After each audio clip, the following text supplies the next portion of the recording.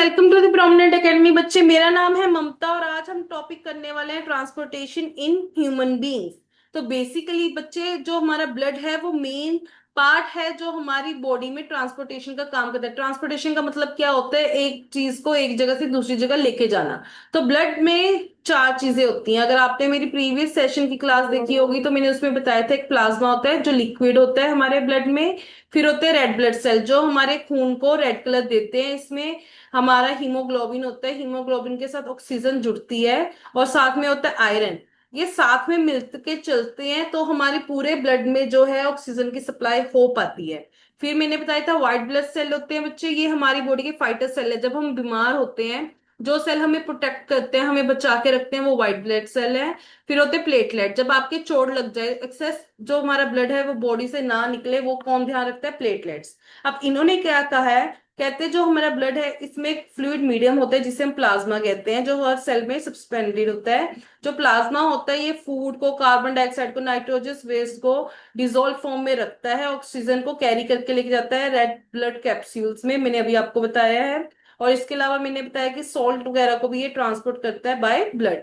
इसके अलावा क्या है कि हमारा जो ब्लड है उसकी बच्चे पंपिंग भी बहुत ज्यादा जरूरी है। एक नेटवर्क ऑफ ट्यूब्स हैं जो कि हर टिश्यूज तक, हर सिस्टम तक पहुंचते हैं। ये इंश्योर करते हैं कि जो रिपेयर भी हो, और वो अगर हर चीज को रिपेयरिंग भी करनी है कि कोई भी चीज अगर डैमेज हो तो उसको प्रॉपरली टाइम पे हम रिजॉल्व कर पाए और रिन्यू कर पाए। समझ आई बच्चे बात? तो अब मैं आपको एक चीज बताती हूँ। सबसे पहले जो पंप करवाता है पूरे ब्लड में, पूरी बॉडी में, वो हमारा हार्ट है। हार्ट ही सबसे ज्यादा इंपॉर्टेंट पार्ट क्यों माना जाता है बच्चे? जो ब्लड है, ब्लड हमारी पूरी बॉडी में लगातार चलता रहे, ये हमारा हार्ट ही रेगुलेट करता है। हमारा जो हार्ट होता है बच्चे, ये फोर चैम्बर होता है। जो ये वाली लाइन इस पे डिवाइड कर रही है, इसे हम कहते हैं स्पेक्ट्रम। और यहाँ पे बने हुए हैं वेल्व। वेल्व बेसिकली क्या करते हैं बच्चे? मूवमेंट को कंट्रोल करते हैं कि ऊपर से जो ब्लड आ रहा है, लेफ्ट आर्टरी से लेफ्ट वेंट्रिकल, वो नीचे की डायरेक्शन में, ये ना बैक फ्लो वापिस हो जाए। अब क्या होता है, ऊपर बने हुए हैं हमारे लंग और नीचे हमारे बने हुए बॉडी। लंग्स से एल्वुलाई क्या करते हैं, ब्लड में खून को भेजती है, वो लेफ्ट आर्टरी में पहुंचता है, यहाँ से वेंट्रिकल में पहुंचता है, फिर वो सारी बॉडी में सर्कुलेट करवा के लेके जाते हैं। फिर हर सेल से डीऑक्सीजनेटेड ब्लड जो है वो राइट आर्टरियम में आता है, फिर यहाँ से वेल्व खुलता है, फिर वो राइट वेंट्रिकल में जाता है और यहाँ से वापस लंग्स को दिया जाता है, एल्वुलाई को, कि आप एयर में वापस एक्सचेंज कर। अब इसी प्रोसेस को ही हम कहते हैं डबल सर्कुलेशन, जिसमें एक साइड पे ऑक्सीजनेटेड ब्लड की सारी सप्लाई हो रही है और दूसरी साइड पे सारे डीऑक्सीजनेटेड ब्लड की जो है सप्लाई हो रही है। सप्लाई भी नहीं, प्लस सप्लाई आउट हो रही है। समझ आई बच्चे बात? अब इन्हीं चीजों को हम डिटेल में पढ़ेंगे, क्या लिखा हुआ है हमारे हार्ट के बारे में। सबसे पहले ये बताया गया कि जो हमारा हार्ट है वो एक मस्कुलर ऑर्गन है जो कि हमारी मुट्ठी के साइज का है। इसमें ऑक्सीजन और कार्बन डाइऑक्साइड दोनों चीजें ट्रांसपोर्ट हो रहे हैं बाय ब्लड। जो हमारा हार्ट है इसके डिफरेंट डिफरेंट चैम्बर्स बने हुए हैं। जो हमारा ऑक्सीजनेटेड रिच ब्लड है वो मिक्स ना हो जाए कार्बन डाइऑक्साइड के साथ। वही जो हमारा कार्बन डाइऑक्साइड रिच ब्लड है वो हमारी लंग्स तक प्रॉपरली सब पहुंच जाए, कि वहां से जो हमारी कार्बन डाइऑक्साइड है वो रिमूव हो जाए। अब कहते हैं जो ऑक्सीजनेटेड ब्लड है वो हमारे लंग्स के आता है हमारे हार्ट तक, और जो ऑक्सीजनेटेड रिच ब्लड है बच्चे, ये पंप किया जाता है फिर सारी बॉडी में। मैंने अभी आपको समझाया था। ऊपर क्या थे? लंग्स। फिर क्या था? हमारा हार्ट। फिर नीचे क्या था? हमारी बॉडी। तो इन्होंने कहा कि लंग्स से हमारे हार्ट में जाता है, हार्ट से हमारी बॉडी में जाता है, यही लाइन मैंने आपको बताई है। अब कहते हैं जो ऑक्सीजनेटेड ब्लड है वो हमारे लंग्स से थिन वॉल्ड जो अपर चैम्बर है वहां पे हार्ट के पहुंच जाता है। मैंने आपको बताया था कि हमारे हार्ट में चार चैम्बर्स हैं और इस साइड लेफ्ट आर्ट्रियम है, ये इस साइड की बात कर रहा है कि यहाँ पे आ जाता है हमारे, इसको लेफ्ट आर्ट्रियम में। लेफ्ट आर्ट्रियम जो है वो रिलैक्स करती है, जिससे जो हमारा ब्लड है यहाँ पे कलेक्ट होता जाता है बच्चे। उसके बाद क्या होती है? एक कॉन्ट्रैक्शन होती है जिससे ये वेल्व खुल जाता है और सारा ब्लड नीचे को फ्लो हो जाता है बच्चे। देखो वो कंट्रैक्ट हो जाती है और निचले वाले लेफ्ट वेंट्रिकल में हमारा ब्लड पहुंच जाता है, जो कि आगे जो हमारा ब्लड है तो उसके बाद इसको रिलैक्स करता है कि यहाँ पे प्रॉपरली जो हमारा ब्लड है वो सप्लाई हो पाए, ट्रांसफर हो पाए।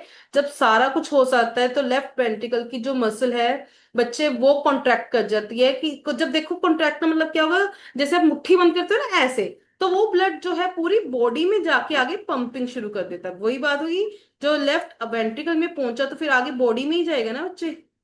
वही चीज इन्होंने लिखी है, समझ आई बच्चे बात। आगे इन्होंने कहा फिर वही डीऑक्सीजनेटेड ब्लड जो हमारी बॉडी में था, अब हमारी बॉडी में था, वो दोबारा से हार्ट में जाता है, बट हार्ट में कौन से चैम्बर में, राइट आर्टरियम में। वही इन्होंने लिखा हुआ है बच्चे ये को।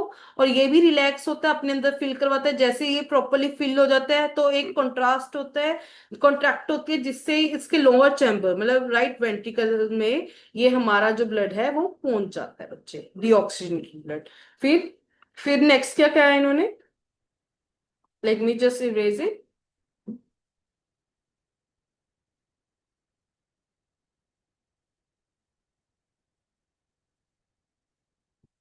कहते हैं जो ये ट्रांसफर हुआ था राइट वेंट्रिकल में, यहां पहुंचा, यहां से आके जो ब्लड यहां से यहां पहुंचा, कहते हैं इसको फिर दोबारा से पंप किया जाता है लंग्स पे।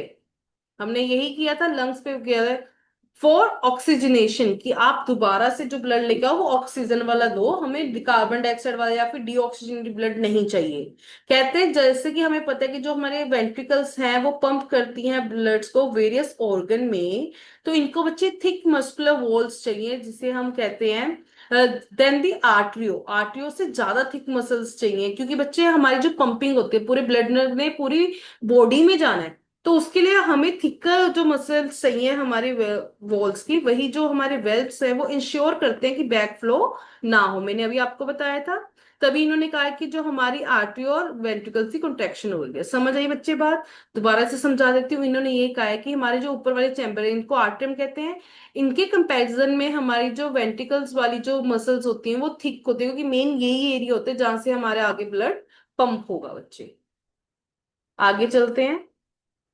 अभी आपको सारा नेटवर्क बताएंगे कि कैसे ऑक्सीजन आ रहा है। जब भी मैंने अभी आपको डबल सर्कुलेटरी सिस्टम समझाया था ना, वही चीज है बच्चे। ये ऊपर इन्होंने लंग्स का दिखा दिया, नीचे बॉडी दिखा दिया, ये हार्ट दिखा दिया। बेसिकली इसमें क्या, 2 मिनट, इसमें क्या बताया हुआ है आपको कि हमारे लंग्स की कैपिलरी है, यहां से हमारा जो पल्मोनरी वेन है वो लंग्स से ऑक्सीजन ब्लड लेके आती हैं।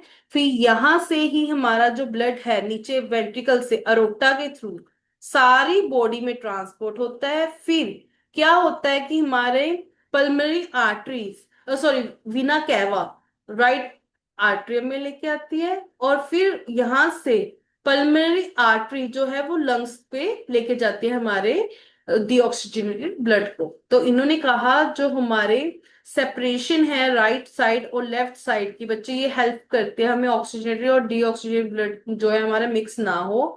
ये सेपरेशन जो है ये हमारी बॉडी में अच्छी सप्लाई हो उसके लिए बहुत ज्यादा जरूरी है। एनिमल्स को इन एनर्जी की नीड होती है, जैसे हमारे बर्ड्स हो गए, मैमल्स जैसे जिसमें हम आ गए हैं, जो दूध दे सकते हैं वो वाले हम सभी मैमल्स में आते हैं। हमें अपनी एनर्जी चाहिए होती है to maintain our body temperature, तो वो चीज हमारे इसी प्रोसेस के थ्रू हो पाती है क्योंकि हमारे ऑक्सीजनेटेड और डीऑक्सीजनेटेड ब्लड लग गया। एनिमल जिनको एनर्जी नहीं चाहिए होती, जिनका टेम्परेचर जो है वो इन्वायरमेंट पे डिपेंड करता है, जैसे कि एम्फीबियंस हो गए, रेप्टाइल्स हो गए, इनमें सिर्फ 3 चैम्बर्ड है, क्योंकि इनको अलग अलग पंपिंग नहीं चाहिए। इनके हर बॉडी सेल को क्या है, ऑक्सीजन नहीं चाहिए। ये मिक्स में भी चल जाएगा, ये टॉलरेट कर सकते हैं मिक्सिंग और ऑफ ऑक्सीडेटेड एंड डीऑक्सीडेटेड। वही फिशिस की बात करें, कहते हैं ये सिर्फ 2 चैम्बर्स होती है। इसमें जो पंप है वो गिल्स के थ्रू जो है ऑक्सीजनेट करता है, उसके बाद उसको पास कर देता है सीधा सारी बॉडी में। और जो ये बॉडी है वंस मतलब इनका जो एक साइकिल है वो एक बार में ही इनका हार्ट जो है एक साइकिल में ही कवर कर देता है सारा। वही हमारा जो है, इसमें जो हमारा हार्ट है वो डबल टाइम साइकिल चला रहा है। तो इसी हम कारण इसे कहते हैं डबल सर्कुलर। डबल साइकिल मतलब यहाँ एक साइड पे ऑक्सीजनेटेड का, एक साइड पे डीऑक्सीजनेट, तभी हमारा जो हार्ट है वो क्या है, डबल चेम्बर्ड है, और तभी हम उसे कहते हैं कि डबल सर्कुलेशन इसमें हो रही है बच्चे।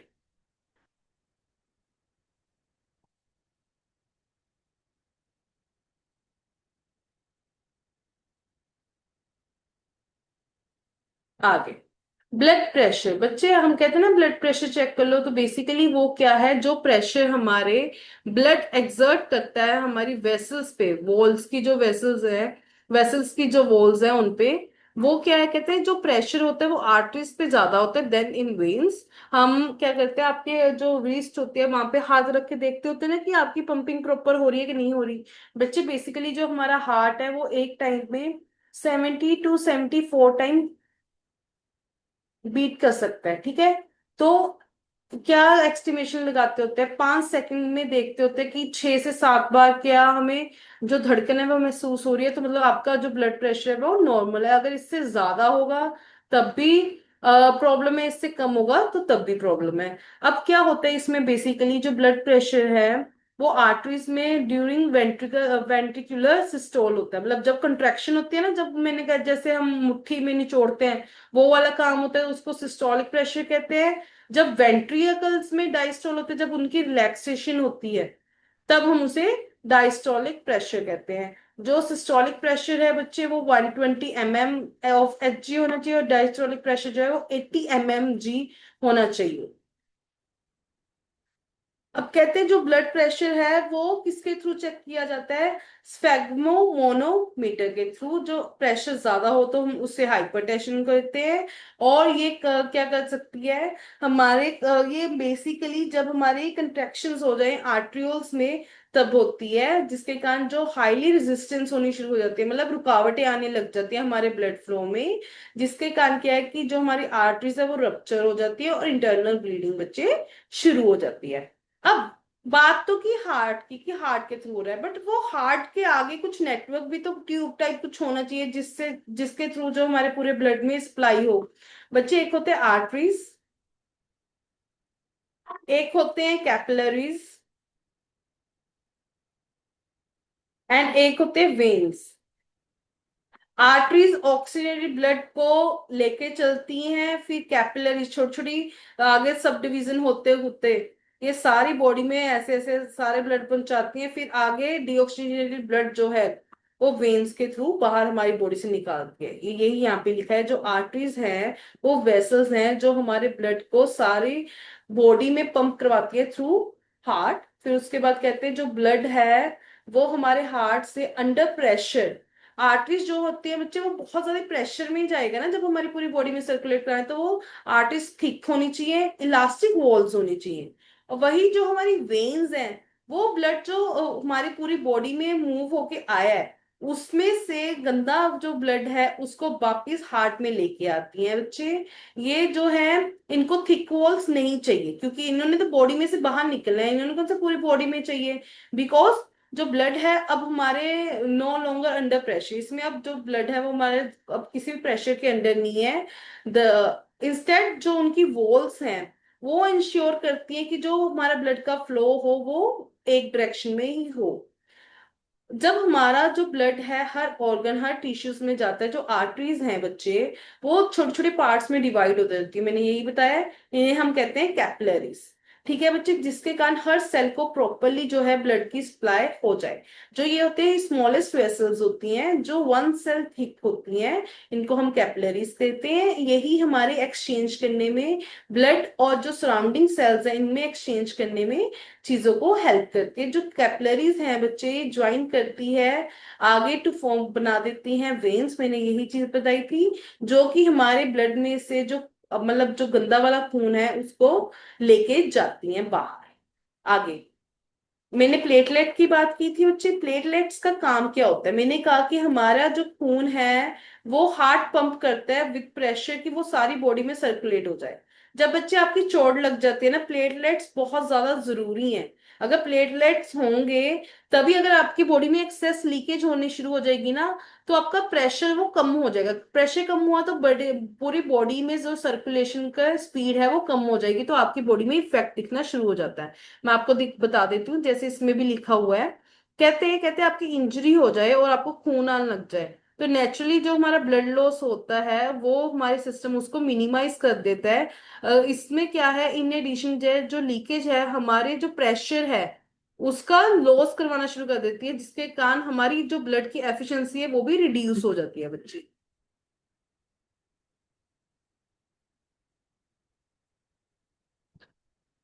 तो इस चीज को अवॉइड करने के लिए ब्लड में प्लेटलेट सेल्स होते हैं जो सर्कुलेट करते हैं पूरी बॉडी में, और जो हमारी लीक हो रही है उनको क्लॉट करने में हेल्प करते हैं कि हमारा जो ब्लड प्रेशर है वो कम ना हो जाए। अब लिम्फ्स क्या होता है बच्चे, जो हमारे टिश्यूज हैं, टिश्यूज के बीच में इंटरसेलुलर स्पेस में जो लिक्विड फ्लो हो रहा है, टिश्यू फ्लूइड जिसे हम कहते हैं, उसे हम कहते हैं लिम्फ।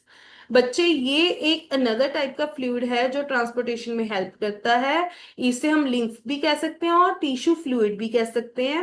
अब इसमें इसमें थ्रू अ पोर, जो इसकी वॉल्स कैपिलरी की वॉल्स में प्रेजेंट है, उसमें थोड़ा सा अमाउंट जो प्लाज्मा हो गया, प्रोटीन हो गया, ब्लड सेल्स हो गए, वो इंटरसेलुलर स्पेस में चले जाते हैं जिसे हम लिम्फ कहते हैं। मैंने कहा जो हम आर्टरी से कैपिलरी जाते हुए, ये थोड़ी थोड़ी सी छोटी छोटी से पोर बने होते हैं यहाँ पे, जहां से जो थोड़ा थोड़ा लिक्विड है, थोड़ा थोड़ा जो प्लाज्मा, प्रोटीन, ब्लड सेल्स है, वो हमारे लिम्फ में चले जाते हैं। जो लिम्फ होता है वो प्लाज्मा जैसे ही होता है जो ब्लड में होता है, बस ये फर्क है कि ये कलरलेस होगा और इसमें कम प्रोटीन होगा।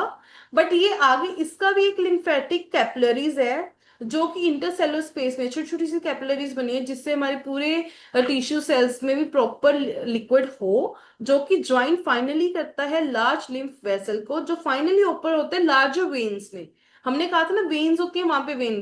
तो बेसिकली ये क्या करते हैं, ये डाइजेस्ट या फिर एब्जॉर्ब जो फैट होती है हमारी इंटेस्टाइन को, वहां वो उसको लेके आते हैं, उसको कैरी अब्सॉर्ब करवाते हैं और ड्रेन आउट करते हैं एक्सेस जो फ्लूइड हमारा पड़ा होता है ना एक्स्ट्रा सेलुलर स्पेस में, उसको वापस जो ब्लड में ट्रांसपोर्ट कराने में हेल्प करते हैं बच्चे।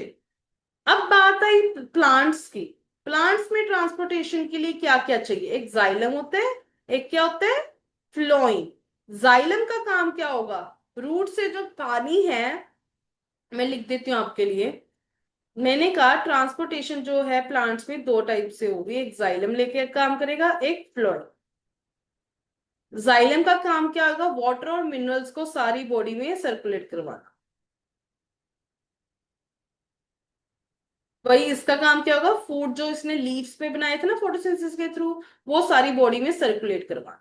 अब बेसिकली इसमें क्या होता है, हमने कहा कि हमारे प्लांट्स को जो है सिंपल कंपाउंड्स लेता है, जैसे कार्बन डाइऑक्साइड, फोटोसिंथेसिस का प्रोसेस करता है, एनर्जी को स्टोर करता है, और इससे हमारा जो है उसका खाना बन जाता है। ठीक है, जो प्लांट्स हैं इनमें सॉइल जो है वो नियरेस्ट और रिच सोर्स होती है नाइट्रोजन की, फास्फोरस की और अदर मिनरल्स की। इनकी एब्जॉर्प्शन जो है वो उन पार्ट से डायरेक्टली हो जाती है जो सॉइल के कंटेक्टर, जिनका नाम होता है रूट्स।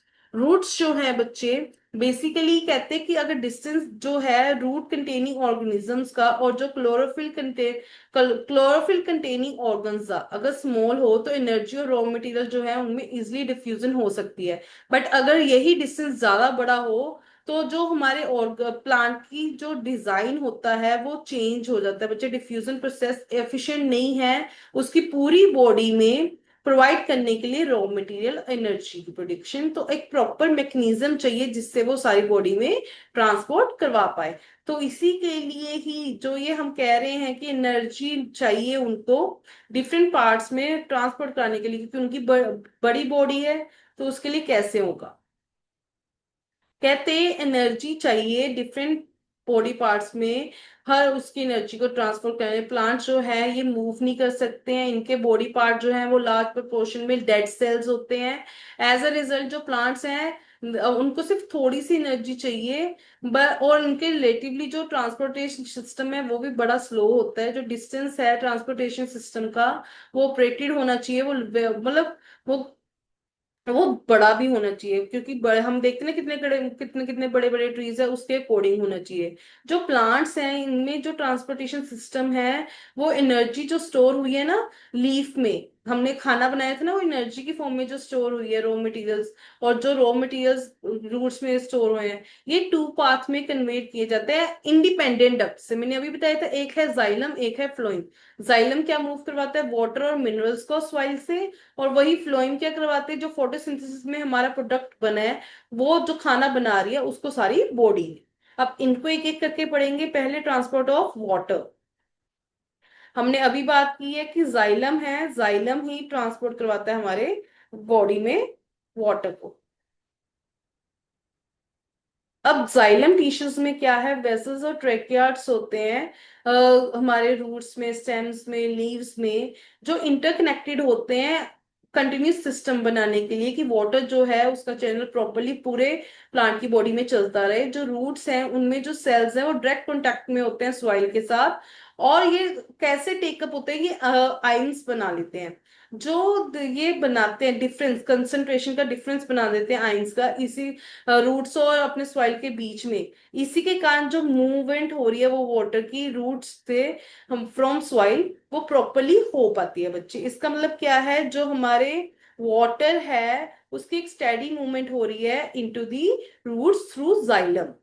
अब क्या है कि ये एक मतलब क्रिएट कर देता है column of water in the स्टेडिंग push upwards, मतलब एक खिंचाव मिल जाता है उनको कि ऊपर को मूव करे। बच्चे अपने, मैं चलो वो आगे भी पढ़ा देती हूँ, आगे आगे आप पढ़ोगे कि ट्रांसपिरेशन का जो प्रोसेस होता है बेसिकली वो पुश करता है। उसमें क्या होता है कि जब आपके लीव्स में ट्रांसपोर्टेशन हो रही है तो एक पुल मिलता होता है कि सारी बॉडी को पानी चाहिए चाहिए चाहिए, तो उस तरीके से जो ज्यादा पुशिंग हो है वो हो सकते हैं। कहते हैं जो प्रेशर है वो इटसेल्फ जो है वो इनाफ नहीं है वाटर को मूव करवाने के लिए। प्लांट जो है अनदर स्ट्रेटेजी फॉलो करते हैं कि जो जाइलम है वो अपवर्ड मूवमेंट दे, जिससे करके हाईएस्ट पॉइंट, अब देखिए कितने कितने बड़े ट्रीज होते हैं, उनके हाईएस्ट पॉइंट तक जो है हम पानी प्रॉपरली पहुंच पाए बच्चे। समझ आई बात? जैसे इसमें भी कहा है, ये वाले जो एक्सपेरिमेंट है कि आप गमला लो, उसके ऊपर आप एक लिफाफा चढ़ा दो, थोड़े दिन बाद देखोगे, क्या देखोगे उसमें ड्रॉपलेट्स देखोगे। बेसिकली वो क्या होता है, ट्रांसपिरेशन का प्रोसेस होता है। मैं इसको आपको अच्छे से एक्सप्लेन कर देती हूँ। तो बेसिकली इसमें क्या प्रोसेस में क्या हो रहा है बच्चे, कहते हैं जो प्लांट्स होते हैं उनके पास एडिक्वेट सप्लाई ऑफ वाटर होती है। जो वाटर है वो स्टोमेटा के थ्रू लॉस हो जाता होता है फ्रॉम द जाइलम वेसल्स। जो इनफैक्ट जो इवेपोरेशन होती है ना मोटर मॉलिक्यूल्स की, जो सेल्स से जो हमारे लीफ के हैं, वो एक सक्शन, वो एक खिंचाव बहुत ज्यादा क्रिएट कर देते हैं वाटर का जाइलम सेल्स पे जो कि रूट्स में प्रेजेंट है। जो ये लॉस होता है वाटर का थ्रू वेपर्स, एरियल पार्ट्स, जो जो डायरेक्ट लिंक पार्ट्स हैं जो हमारे प्लांट्स के, उनके थ्रू जो रिमूवल करवाते हैं, उसी प्रोसेस को हम कहते हैं ट्रांसपीरेशन। ट्रांसपीरेशन क्या करता है, एब्जॉर्प्शन करने में भी हेल्प करता है, अपवर्ड मूवमेंट करने में भी हेल्प करता है वाटर और मिनरल्स की, और जो कि डिसॉल्व होते हैं फ्रॉम रूट्स टू लीफ। ये ऑल्सो हेल्प करते हैं हमारे जो प्लांट्स हैं उनके टेम्परेचर को रेगुलेट करने के लिए। इफेक्ट जो है रूट प्रेशर का बच्चे, वही सबसे ज्यादा इंपॉर्टेंट है जो वाटर की ट्रांसपोर्टेशन में हेल्प करता है ड्यूरिंग नाइट। ड्यूरिंग डे क्या है, स्टोमेटा ओपन होता है, तो उसी के कारण ही वो ट्रांसपिरेशन के प्रोसेस के कारण ही मेजर फोर्स लग जाती है कि जो मूवमेंट होता है वो मूवमेंट जो जाइलम के थ्रू जो वाटर है सारी बॉडी में सर्कुलेट हो जाता है बच्चे। समझ आई बात? अब बात आई फूड की। फूड मैंने बताया था फ्लोएम के थ्रू ट्रांसपोर्ट होता है, तो इसको भी अब डिटेल में पढ़ते हैं कि क्या लिखा हुआ है। इन्होंने कहा है, कहते हैं कि अगर मैं बात करूं transportation of water and minerals की, वो तो हमने अभी डिस्कस कर लिया। वही पर जो हमारे फोटोसिंथेसिस का प्रोसेस हुआ लीव्स में, वो क्या करता है बच्चे, वो डिफरेंट डिफरेंट पार्ट्स को एनर्जी के लिए खाना तो चाहिए। तो ये ट्रांसपोर्टेशन जो होती है सोल्यूबल प्रोडक्ट की, जो हमारे फोटोसिंथेसिस में हुआ है, उस प्रोसेस को हम कहते हैं ट्रांसलोकेशन। वाटर के लिए ट्रांसपीरेशन था, ट्रांसपीरेशन प्रोसेस चाहिए था अगर वाटर को सप्लाई करना है, और ट्रांसलोकेशन प्रोसेस है अगर खाने को सप्लाई करना है। वस्कुलर टिश्यूज बने हुए हैं जिनका नाम है फ्लोइम। ये क्या करते हैं, फ्लोइम्स जो है अमाइनो एसिड्स को बच्चे और डिफरेंट डिफरेंट सब्सटेंसेस को ट्रांसपोर्ट करने में हेल्प करती है। जो ये सब्सटेंसेस हैं बच्चे डिलीवर किए जाते हैं हमारे स्टोरेज ऑर्गन्स पे, जैसे कि रूट्स होगी, फ्रूट्स हो गए, सीड्स होगी, या फिर कोई ग्रोइंग ऑर्गन्स है उनपे। ट्रांसलोकेशन जो फूड की है और दूसरे सब्सटेंसेस की है, ये सीव ट्यूब्स बनी होती है हमारे फ्लोइम में, उनके थ्रू ही हो पाती है। और इसमें विद द हेल्प ऑफ इनके साथ कंपेनियन सेल भी मिल जाते हैं जो अपवर्ड डाउनवर्ड दोनों टाइप पे मूवमेंट देते हैं। देखो अब मैं ट्री की बात करूं, लीव्स यहाँ पे है, इस लीव ने खाना बनाया तो बाकियों को यहाँ पे भी चाहिए होगा, यहाँ पे भी चाहिए होगा, अलग अलग पार्ट्स में चाहिए। बट अगर मैं पानी की बात करूं, पानी तो नीचे से ऊपर ही चाहिए, तो मतलब पानी की जो मूवमेंट होती है वो यूनिडायरेक्शनल होती है। बट जो लीव्स से खाने बनने की डायरेक्शन होती है वो मल्टी डायरेक्शनल होती है बच्चे। समझ आई बात? अब कहते हैं अनलाइक जो हमारा जाइलम है, वो सिर्फ सिंगल फिजिकल फोर्स से ही हमारे जो वाटर है उसको ट्रांसपोर्ट करता है। वही जो हमारा ट्रांसलोकेशन का प्रोसेस है हमारे फ्लोइंग में, वो यूटिलाइज करते हैं कि हमारे मल्टी मल्टी डायरेक्शन में है, हम इसको जो खाना है उसको ट्रांसपोर्ट कर पाए।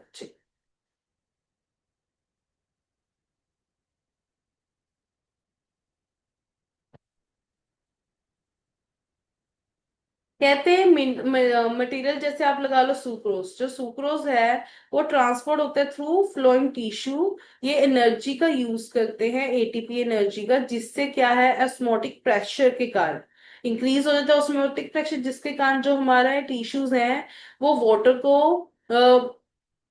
मूव करवाते हैं अंदर, मतलब खाना तो गया ही गया, इसके साथ वाटर को मूव करवाते हैं। जब वाटर भी मूव होगा इससे क्या है, प्रेशर जो है वो मटेरियल को मूव करवाते करवाते xylem sorry phloem to tissues तक पहुंचाता है विद लेस प्रेशर। इसी के कारण जो हमारा फ्लोइम है बच्चे, वो मटेरियल्स को हर प्लांट की नीड के अकॉर्डिंग वहां पे पहुंचा देते हैं। जैसे कि अगर मैं बात करूं स्प्रिंग्स में क्या होता है, जो शुगर होती है ना वो हमारे रूट्स में स्टेम टिश्यू में स्टोर होती है, वो ट्रांसपोर्ट हो जाती है बर्ड्स। बर्ड्स क्या होते हैं, जो नए प्लांट्स ग्रो होने ना उनको एनर्जी चाहिए होती है, तो वो जो स्टोर्ड फॉर्म है उनको आगे एनर्जी प्रोवाइड करने में हेल्प कर देती है, जो ये हमारी शुगर। अब क्वेश्चन आंसर्स। कहते हैं कौन कौन से कंपोनेंट हैं ट्रांसपोर्टेशन के हमारे ह्यूमन बींग्स में। सबसे पहले हार्ट, फिर ब्लड, फिर ब्लड वेसल्स। इनके बारे में आप डिटेल लिख सकते हो, ब्लड के कंपोनेंट्स क्या होते हैं। हार्ट के 4 चैम्बर्स आपने बताने थे, ब्लड वेसल्स हमारी 3 होती है, उनको बता दो उनके अलग अलग फंक्शन क्या है। ये ट्रांसपोर्टेशन में हेल्प करते हैं, ब्लड की हमारे टेम्परेचर बॉडी टेम्परेचर को मेंटेन करने में हेल्प करता है, हमारी बॉडी को डिफेंस मैकेनिज्म देता है। तो ये सारे कंपोनेंट्स आप लिख सकते हो, इनके फंक्शन क्या है। अब कहते हैं ये नेसेसरी की है ऑक्सीजनरी और डीऑक्सीजनरी जो ब्लड है वो सेपरेट हो हमारे मैमल्स और बर्ड्स में। बच्चे जैसे कि आपको पता है कि हम वार्म ब्लड होते हैं, तो हमारी बॉडी के टेम्परेचर को रेगुलेट करने के लिए बहुत ज्यादा जरूरी है, और एनर्जी की प्रोडक्शन के लिए, क्योंकि हम लार्जर एनिमल है हमारी बॉडी को ज्यादा एनर्जी की जरूरत है। तो ये इसके लिए बहुत ज्यादा जरूरी है कि हमारे ऑक्सीजनरी ब्लड और डीऑक्सीजनरी ब्लड जो है वो सेपरेटेड हो। कहते हैं कौन सा कंपोनेंट है ट्रांसपोर्टेशन सिस्टम का जो हाईली ऑर्गेनाइज होता है हमारे प्लांट्स में। कौन कौन से कंपोनेंट, एक जाइलम जो कि पानी और मिनरल्स को ट्रांसपोर्ट करवाता है, फिर एक होता है फ्लोइम जो किसको ट्रांसपोर्ट करता है, जो फूड फोटोसिंथेसिस के थ्रू बने इसको। कहते हैं जो वाटर एंड मिनरल है वो हमारे प्लांट्स में कैसे ट्रांसपोर्ट होते हैं, थ्रू जाइलम। क्या होता है, ट्रांसपीरेशन का प्रोसेस हो गया, जिससे जो है एक सक्शन पुल बनता है, जिसके कारण जो हमारे जाइलम है वो पंपिंग करता है हमारे रूट से पूरी बॉडी में हमारे वाटर और मिनरल्स को। उसके बाद कहते हैं how is food transported in plants, through phloem.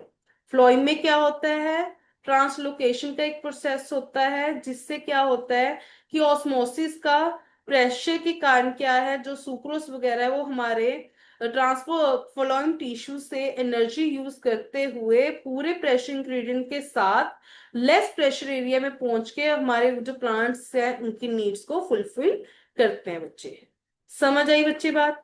तो ये आज का हम यही तक के करेंगे, कल हमारा सिर्फ एक टॉपिक रह गया है एक्सक्रीशन का, वो हम कल कंप्लीट कर लेंगे। Thank you for watching. अभी मैं इसके शॉर्ट नोट्स वगैरह भी एनसीईआरटी क्वेश्चन सब कुछ करवाऊंगी। Stay tune with me. अगर आप क्लासेस ज्वाइन करना चाहते हैं डिस्क्रिप्शन बॉक्स में आपको नंबर मिल जाएगा। Thank you so much.